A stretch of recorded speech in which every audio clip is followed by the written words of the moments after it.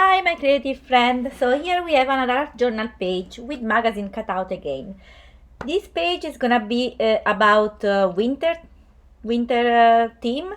So I'm gonna speed it up the background because it's gonna take forever as always. But I'm using three distress oxide ink and kind of distribute here and there and trying as much as possible to blend each other. And I'm using tumbler glass, aged mahogany, and shaded lilac. So there are two blue, kind of light blue, one really light and the other one medium light, and the other one is more brownish look that I will use for the border.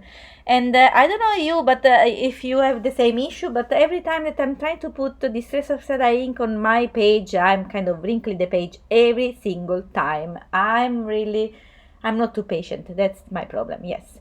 And by the way, when you apply the distress oxide ink, small tip, I mean, use some towel or some other paper to protect the page while you are doing it, because you will get all your hands dirty and then you mess it up with the page.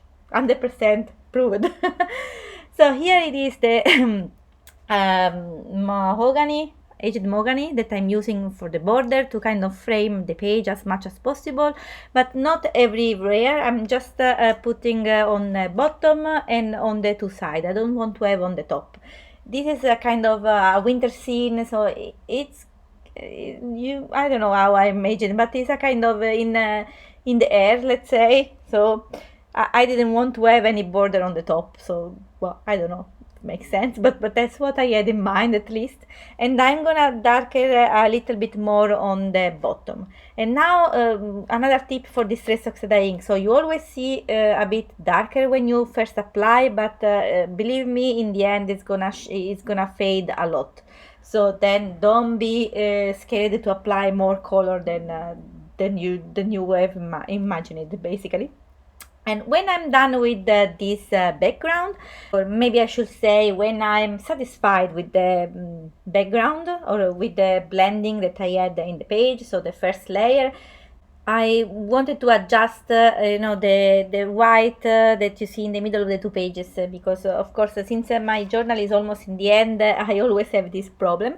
And to do that, so I'm just putting the same color on my glass mat and put a lot of water, and just with the brush, like it was a normal watercolor, you just apply on the page.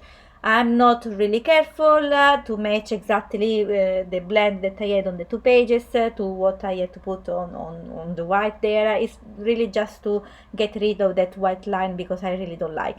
But I have to say, in the end, where is the brown color that I use, the Distress Oxide ink brown, I'm gonna use that one just for that, because I didn't like the blue color close to brown. It was a bit too much.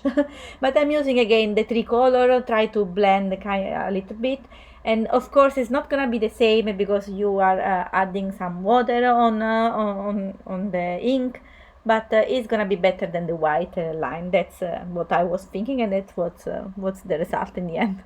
Then, when satisfied again with what I had on the page, I was about to use some stencil, and I got recently a present from my family.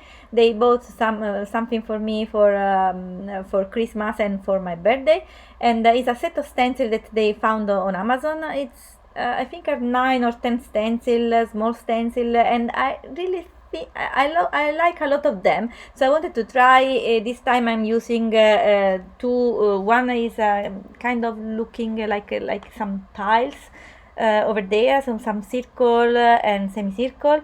And the other one that I'm using is more appropriate because I'm using kind of snowflake basically, or at least just the snowflake part of that stencil. And I'm using again the same blue color, the darker color. Well, I'm using also the light color, but the one that is popping out more is the dark, so then I'm using basically only that color. And I'm going everywhere also on the brown part, because I really want to have something on the page. I mean, again, I didn't like only the Distress Oxide ink as it is, so I wanted to have some kind of texture, and this is I think is perfect. It would have been even perfect if I would add some paste, some paste to apply. So then it would have been a bit more bright, but I didn't have, so I'm doing with what I have. Basically, well, I could have done also with the gesso maybe and the gelato, but in the end I decided like that. So when everything is done and satisfied, I decided to use again, because if you saw my previous page, you recognize this sheet. This is just you know, the sheet, the thin sheet that are coming from when you buy a bag.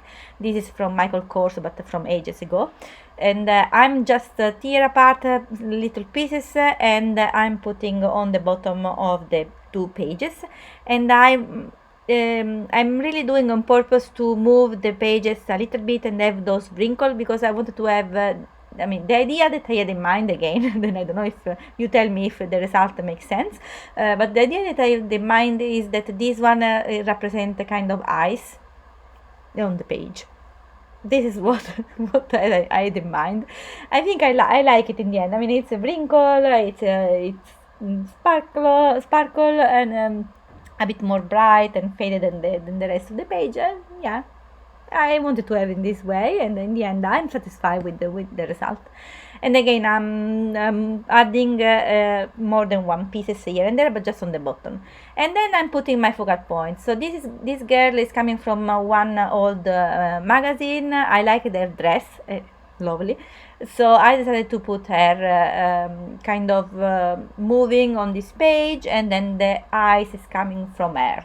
Again, this is what I had in mind, but then I don't know if the result is exactly like that, but I like it in the end, the result. Now, since she's a fairy, because I don't know, now I really like to have fairy on my page for the moment, I don't know why. I wanted to add some wings, and I'm using basically a stamp set that I had in my stash. Those are butterfly. I did the same on the previous fairy that I did, and I'm just stamping again on the same